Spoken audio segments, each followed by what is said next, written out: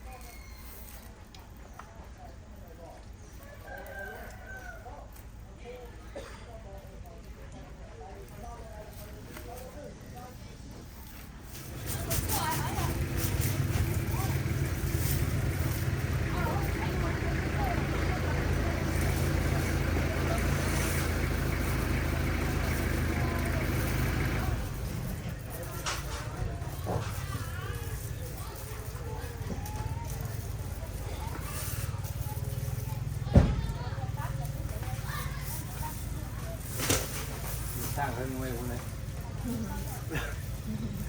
พอกากายยาวเช้าเหรอ เวลาเพราะว่าเราไปเอาน้ำอยู่ทางนั้นเพราะว่าเอาอยู่นี่ฟรี พี่ตักเขาเดี๋ยวทางตักแห่งสาเดี๋ยวทางตักเขาบริมีท่อน้ำเปิดคือเขาใส่ก่อน ของเอาท่อมาวันนั้นเปิดไปก็ใส่ขนง่ายกว่า คือก้าวได้ทางยีรุมเลยสิ ฮะ ทางไหนยีรุม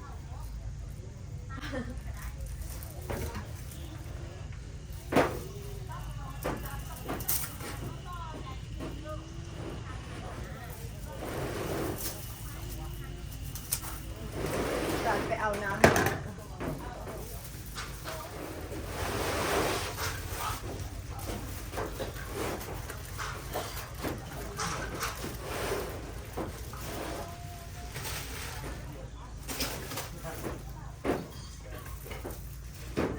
ทางนี้ไปซื้อขัดนี่เลยทางเดียว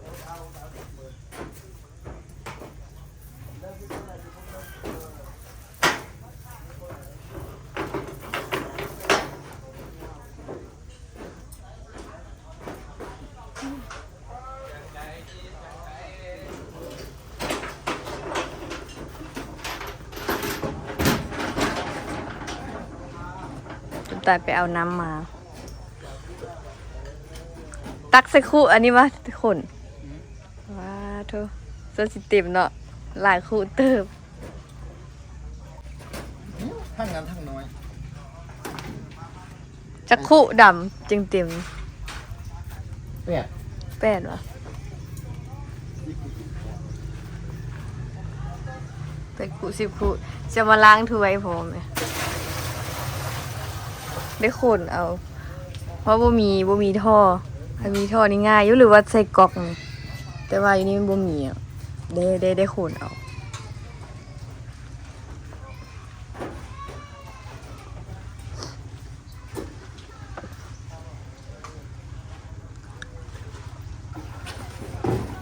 โอ้อาบพร้อม วันเดียวอาบเลยโอ้หมอกหลายให้หลายบ้างมื้อนี้ตื่นมาแล้วว่าติ่มอ่ะปลาอยู่เกาหลีปลาออกควัน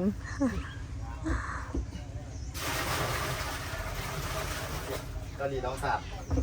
เกาหลีดอย อ้าวเป็นเดยอันนี้จี้เขาบ่ได้นั่นชนะ งานเบิ่งไหม ก็เจ้าขึ้นมาแล้วว่ะ ขึ้นมาเอาเครื่องมาเก็บไว้เจ๋บนเท้ารถขึ้นมา เออ ไปเบิ่งก่อน ไปเบิ่งครูจี้ก่อนต้องใส่เข้ามาซ่าแล้วเปลี่ยนที่ หรือว่าพี่บอนเขาอยู่หันอยู่ล่ะเขาเจ้าว่าถึกย้ายสิวะมาซ่าเด้อเนาะเดี๋ยวสิอันย่างไปเบิ่งกับเจ้าก่อน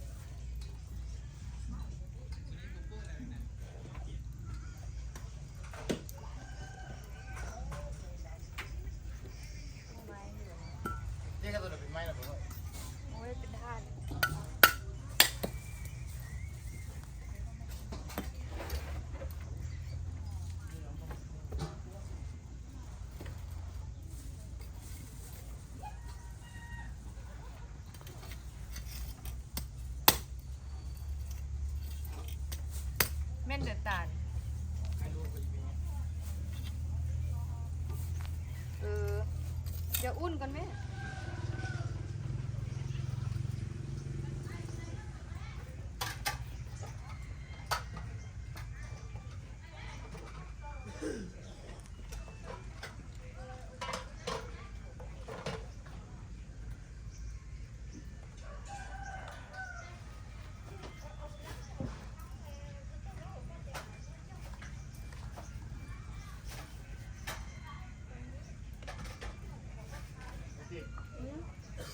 เอาอัน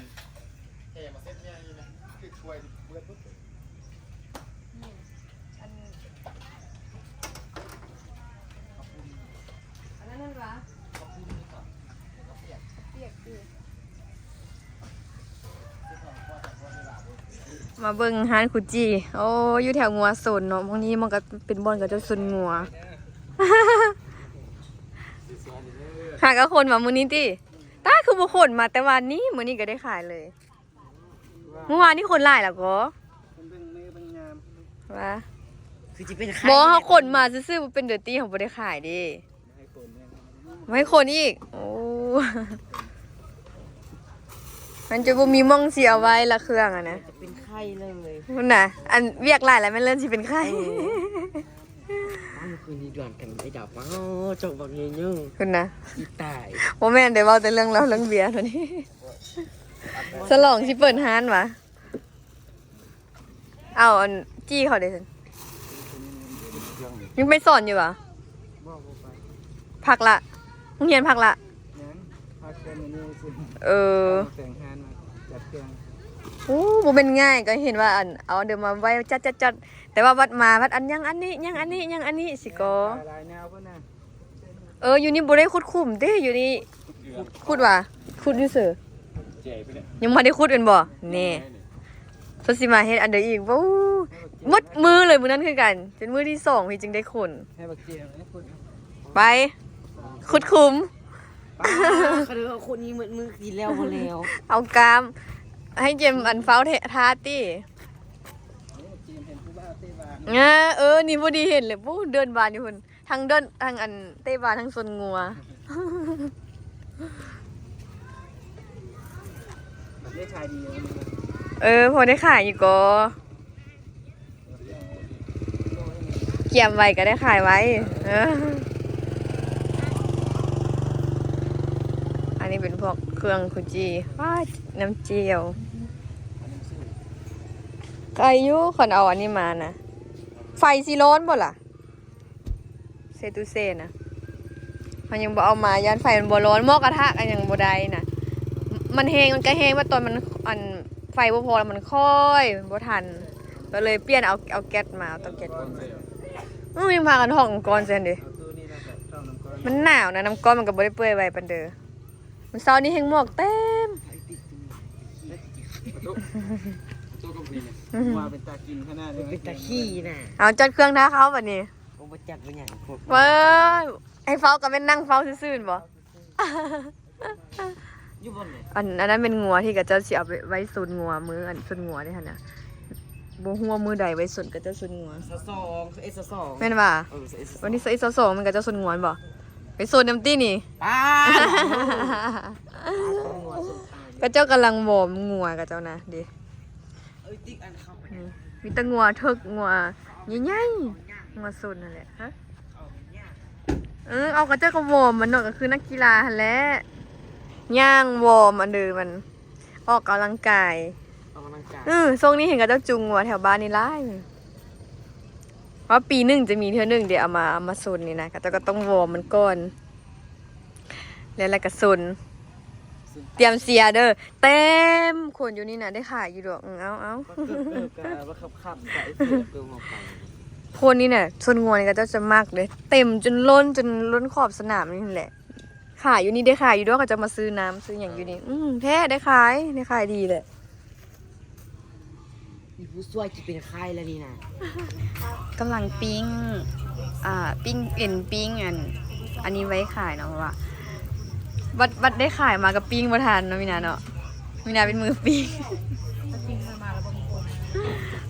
ปิ้งไปปิ้งมาแล้วปิ้งบ่ทันพยายามบ่ได้ขาย บางแรกคนเริ่มมาเลาะบางทีประมาณนี้กันแท้ นั่นแหละเบิ่งเขาจะเอามังไม้มาขายไม่มังลำไยมังลำไยนี่คือปิดแต่แซ่บมีแต่แนวมักๆเลยเหรออยากกินแต่แนวหวาน เซาคิดว่าอะไรเด้อเบบาน ๆ สบายดีเจอได้ขายเซาพอดีตอนสวยยิ่งนอนเลยยังนอน แม่นตอนสวยบ่ค่อยมีคนเลยมื้อนี้ มีแต่ตอนคล้ายแรง บริไปจักเตือ ๆไปว่าไปจอบเบิ่งเหรอไปได้ตอนมื้อเช้านี่ก็เจ้ากำลังขนเครื่องอันนี้ก็ใครลูกนี่เริ่มมันลดลงละ ไม่ได้นึ่งตืม วันที่ซาวแล้วเห็นข้าวปุ้นหม้อตัวนั้นแหละเต็มเลย เฮ็ดเต็มเลย เฮ้ย อืมเพราะว่าเป็นมือก็จะเลาะแล้วเนาะ อืม ยานบ่ทัน อันใดก็ยานบ่ทันไว้ก่อน นี่ก็เป็นอันเสาปูนกับอัน เต็มเขาจะสิได้ พ่อน้องตุ๊กตาเนาะมากินข้าวมื้อนี้กินข้าวนอกบ้านเพิ่นว่า ได้บอกต้องเปิดเอาไว้อีกอ่ะเป็นไล่ป่ะ มาดินเนอร์กินข้าวนอกบ้าน เอาบอสพูดบ่ได้ค่าอย่างเดียวนี่นะ ดินเนอร์2 คน นี่พูด ว่า เอาครึ่งหรือว่าเอาหม้อเก้าห้องก็ได้นะซ้ำกันที่นั้นมันตุย ตัวนี้มันจ้อย ตัดกับเครื่องนึง มันจ้อยแล้วมันสูงตัวนี้นะ ตัวนั้นเราเป็นตุยๆแต่ว่าสั้น แล้วก็จะมีเขาเปรี้ยวเปิดอะไรก็ว่า อู้ว่าบ่ได้เขาเขาขี้ค้านท่าน่ะกินข้าวปุ้นเขามีแต่จับเสื้อตักแล้วแล้วดิ มีแต่บ้าน เพราะเขาบอกบ่ได้ท่าดุน แล้วเราคันว่านั่นให้ไปอีกนั่นโอ้ส่วนสีกับปุ้นบางอย่างยากแล้วเขาเฮ็ดกินพยายามหนึ่ง เนาะซึ่งเขาก็บ่เอาครึ่งกับบ่ครึ่งหลายแซ่บบ่สุอย่างนะ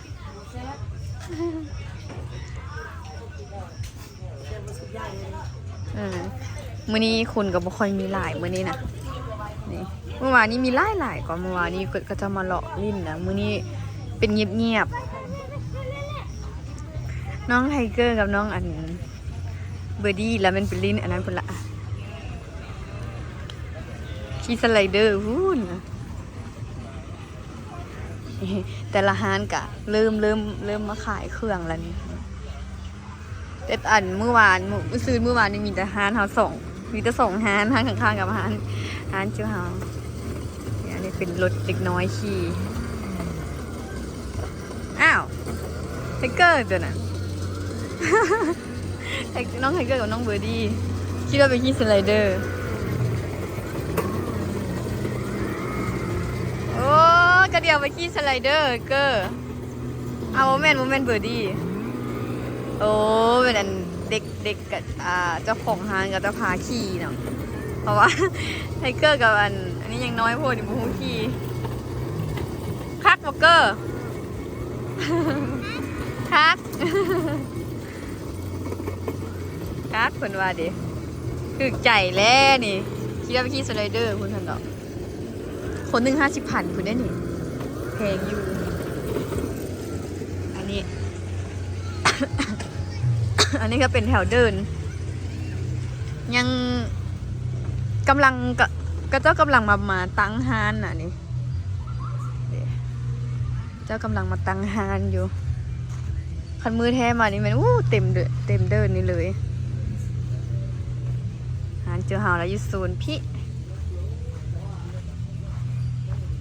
อันนี้จะเป็นเดินบุญนาเดินบุญเลย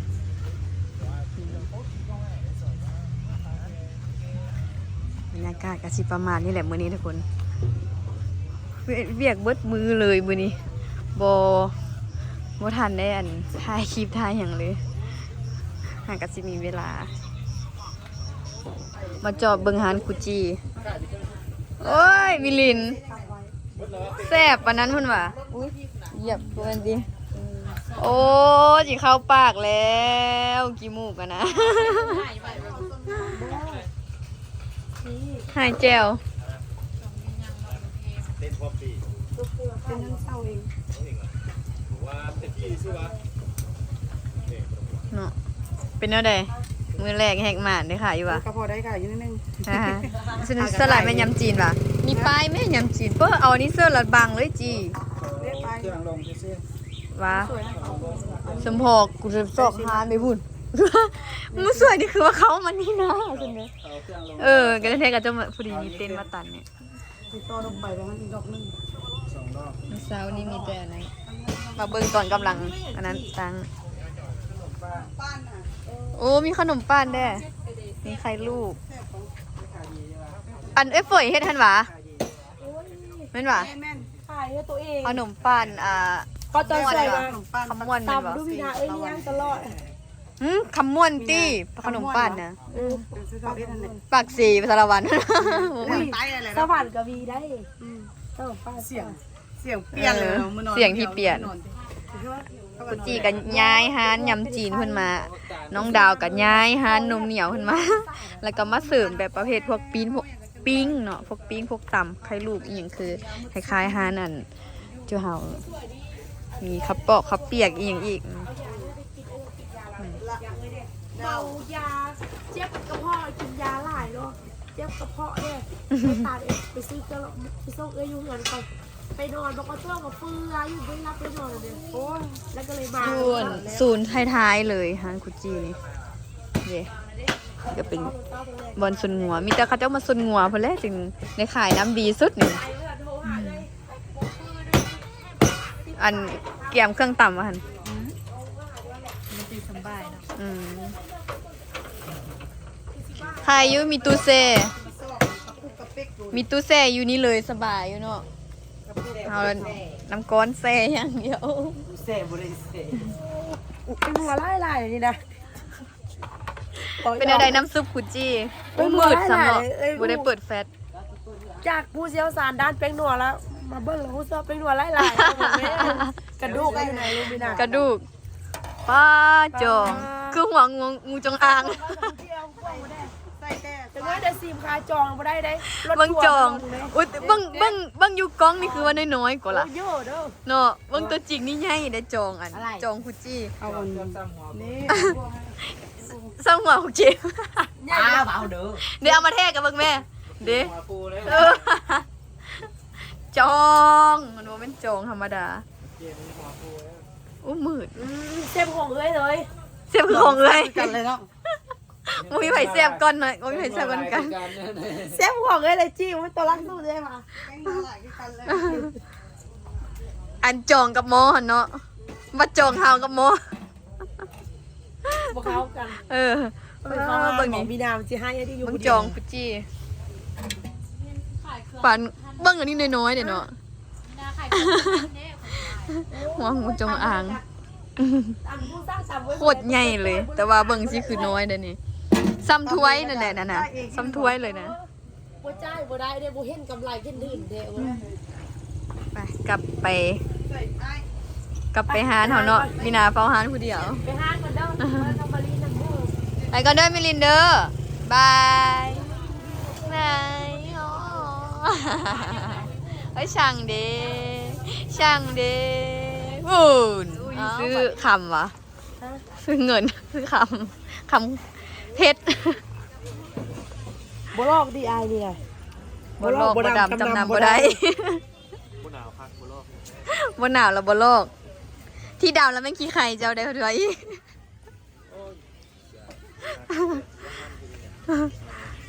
เอียงก็มอไซค์อ่ะขอบใจเด้อนะไปจับแลน จับเลย เอาลองดิลองแล้วก็แลน นี่ใส่คอเด็กน้อยผู้ชายเหรอ เดิน เงินเทพอ่ะ เป็นเงินเหรียญไทย เงินเหรียญ เงินเหรียญบาท เงินเหรียญเงินบาทไทย กระดาษเงินบาทเก่าของล่างนะ เท่าไหร่หัน 65,000 กีบ 65 โดย โอ้ถือเลยเนาะแม่ซื้อให้สงกรานต์เนี่ย100,000 ปลายแต่ว่าเป็นเงินอีหยัง ตอนทุกปีเหรอ แม่ละมัน อันนี้เป็นปลาแขนกำไรเป็นของเด็กน้อยจริงเนาะ แม่ละของเล็กน้อยแง่ผ่อง ใส่คอเป็นแหวนก็มีอันนี้มันอย่างหัวซ้างมันอ่ะ ตอนนั้น ก่อนขายเครื่องได้เงินดูก่อนนะ ขายเครื่องอีตื่มอีกก่อนหน่อย เจ็บคอไม่ไหว นี่ก็เป็นโซนเกิบปรุงไก่กูไก่อีหยัง มีป้อจะสิพันดู แล้วก็เป็นโซนเครื่องนูไปเป็นพวกเครื่องใหม่ซื้อเครื่องใหม่ลาว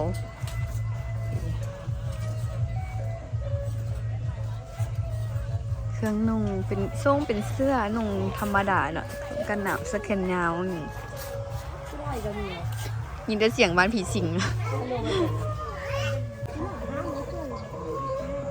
อันนี้ก็เป็นอันอีหยังอันนี้ ร้านสี เลือกสีสิวะเลือกสีอะไรเห็นอย่างไรหมุนมันทึกสีใดละได้สีนั้นเหรอโอ้ แล้วหมุนแล้วเราจะมาติดกาได้ดีเนาะมันต้องออกสีเนาะ หมุนเองก็ได้ดิเฮ้หมุนเองก็ได้ หรือว่าจะให้เราหมุนก็ได้ หลายออกเหรียญดำดำเบิ้งบ้านเนี่ยบ้านเนี่ย อันนี้มันอันนี้เป็นตัวเลขเนาะหมุนคือกัน ไฮโลเบกิ นี่มีสวยไหมสวยสิเล็กโลนะ ป้าตลอดเมื่อวานนี้เลขออกเลยนะมืออื่นเด้ออ่าอันนี้ก็คือกันเนาะพิมพ์ตัวเลข เสร็จเด้อบ อไปลง อันนี้ก็เป็นป๊อปคอร์นหรือว่าสาลีตกแตก งานประจำปี มันเป็นงานประจำปีโอ้มีสิงซาสวรรค์นี่อ่ะนี่โอ้หอมเลยหอมป๊อปคอร์นนี่อันนี้ก็แมนอีกโซนสไลเดอร์แล้วก็สิงซาสวรรค์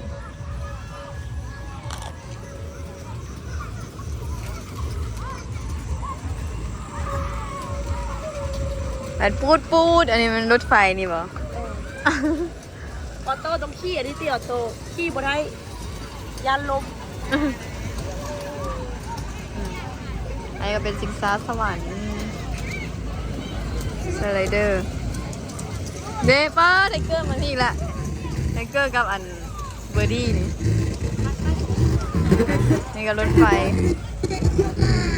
ได้แบบนี้เหรอหาเลย คักไอ้นี่เนาะเอาไปแช่น้ เฮ้ยไปขอไอ้ปุ้ยก่อน ำไปกับสิกับทางยังบ่ฮอดปานนี้ ข้าวหมักม่วงแมงโก้ ต้องเสียเพราะอะไร คือสีส้ม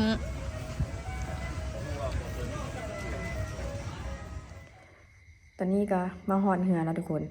ปิดหลังจากที่เราปิดห้านเนาะไล่เงินสรุปยอดมื้อนี้ได้ขายเท่าไหร่นะเมื่อวานนี้ได้ขาย1 ล้านปลายเนาะ1 ล้านบ่ฮอดรวมเงินโอนอันนั้นเนาะได้ล้านปลายบ่จื้อละแล้วมื้อนี้ทันได้ขาย2 ล้านปลายถือว่ามื้อนี้ทันได้ขายหลายกว่าเมื่อวานนี้แล้วก็มีแฮงแล้วก็กำลังใจขึ้นมาอีกเนาะ แปลว่าย่านแต่สิบ่ได้ขายย่านทำบ่ได้ขายอย่างวอนะสิได้ขายบ่สิได้อย่างวอเนาะโอ้ยเฮ็ดหยังมันก็ต้องแบบมีเสี่ยงอะไรเนาะทุกคนเนาะบ่ทันหยังเลยแบบลูกค้าเข้ามาแล้วก็เฮ็ดอันนั้นอันนี้เฮ็ดเกี่ยมเครื่องขายเฮ็ดหยังไปล่ะมันบ่มีเวลาสิมาได้มาถ่ายคลิปเนาะก็ได้ถ่ายบางตอนบางเวลาซื่อๆเนาะที่มีเวลาหลายที่มีเวลาดนหั่นน่ะที่ลูกค้าบ่ทันมาอย่างนั้น มื้อนี้ก็ได้พาเลาะงานบุญอีกเนาะจึงได้จับโทรศัพท์มาถ่ายคลิปนะ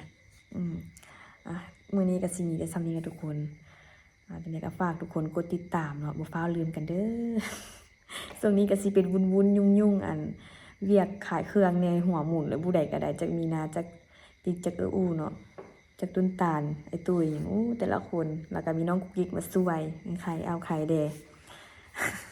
พากันหัวหมุนเบิดฝากทุกคนกดติดตามกดไลค์ส่องติ๊กสาวลาวลองซานเนี่ยเด้อเพื่อเป็นกำลังใจในการเฮ็ดคลิปนะทุกคนเนาะบ๊ายบายเดี๋ยวสิได้อาบน้ำนอนแล้วมื้ออื่นตื่นเช้าต่อ